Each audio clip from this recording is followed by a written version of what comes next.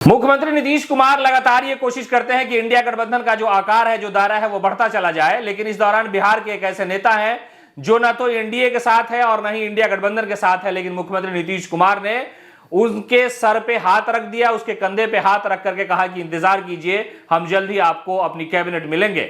हम बात कर रहे हैं दरअसल मुकेश सहनी की, विकासशील इंसान पार्टी के नेता है। मुकेश सहनी सियासी उठापटक की वजह से उन्हें कई बार कई तरह के चैलेंज का सामना करना पड़ा। लेकिन अब जब चुनाव करीब है तो ऐसे में हालात बदल गए हैं। मुख्यमंत्री नीतीश कुमार ये चाहते हैं कि जो पिछड़ी और अति पिछड़ी जात का वोट है, वो वोट कम से कम इंडिया गठबंधन के पास आए, कम से कम उनकी पार्टी के पास आए। और जाति आधारित गणना की रिपोर्ट सार्वजनिक होने के बाद मुख्यमंत्री नीतीश कुमार की लगातार सराहना हो रही है और पूरे भारत में उनके जो नेता हैं तारीफ कर रहे हैं। और ये मांग भी उठने लगी है कि पूरे भारत में जाति आधारित गणना क्यों न करा दी जाए। ऐसे हालात में मुख्यमंत्री नीतीश कुमार चाहते हैं कि छोटी छोटी पार्टी और उस पार्टी के नेता, चाहे वो बड़े हो या छोटे हो, उन्हें अपने गठबंधन में शामिल किया जाए। तो लोगों का यह मानना है, लोग ये सोच भी रहे थे कि आखिरकार मुकेश सहनी 2024 के लोकसभा चुनाव से पहले जाएंगे कहां, कौन उन्हें अपनाएगा। उन्होंने इल्जाम लगाया कि तेजस्वी यादव ने उनके पीठ में छुरा भोंका था, इसलिए वो वहां से अलग हो गए। भारतीय जनता पार्टी के साथ वो गए, मंत्री भी बने, उनका सारा विधायक बीजेपी के साथ भाग गया।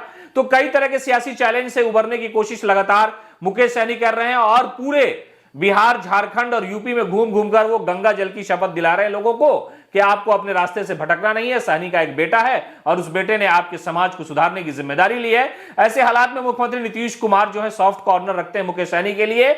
और बात यहां तक जा पहुंची है कि मुकेश सहनी को कुछ महीनों बाद नीतीश कुमार अपनी कैबिनेट में जगह दे देंगे और जगह देने के साथ साथ बिहार की एक लोकसभा सीट भी मुकेश सहनी के हिस्से में जा सकती है। तो कुल मिलाकर के वीआईपी पार्टी भी इंडिया गठबंधन का हिस्सा हो सकती है, ऐसी खबरें मिल रही है। और ये जो सूत्र हैं उसके अनुसार कि मुकेश सहनी को मुख्यमंत्री नीतीश कुमार ने कह दिया है कि आप अपने समाज में घूमते रहें, आप अपने लोगों से बातचीत करते रहें। जो राजनीतिक फायदा है वो 2024 से 2025 के लोकसभा और विधानसभा चुनाव के दौरान उठाया जाएगा। ऐसे हालात में मुकेश सहनी का अब नया ठिकाना मुख्यमंत्री नीतीश कुमार की पार्टी और इंडिया गठबंधन है।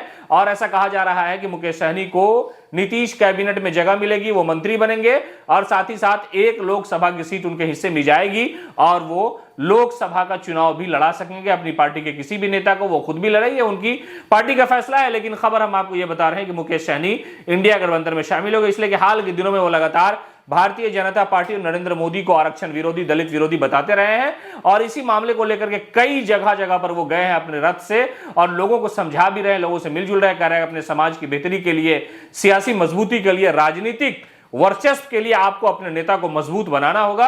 और अगर हम मजबूत होंगे, मल्लाह का बेटा मजबूत रहेगा, तो पूरा मल्लाह समाज जो है वो राजनीतिक तौर पर जो है लोगों से अपना अधिकार मांगने की पूरी कोशिश कर सकता है। लेकिन उससे पहले राजनीतिक तौर पर मुकेश सहनी को मजबूत करना होगा। यह नारा मुकेश सहनी लगातार देते रहे हैं और ऐसा कहा जा रहा है कि मुख्यमंत्री नीतीश कुमार ने उनके कंधे पे हाथ रखा है और कहा कि आप मेरे साथ रहेंगे, आपको कैबिनेट में जगह मिलेगी और लोकसभा चुनाव में एक सीट भी।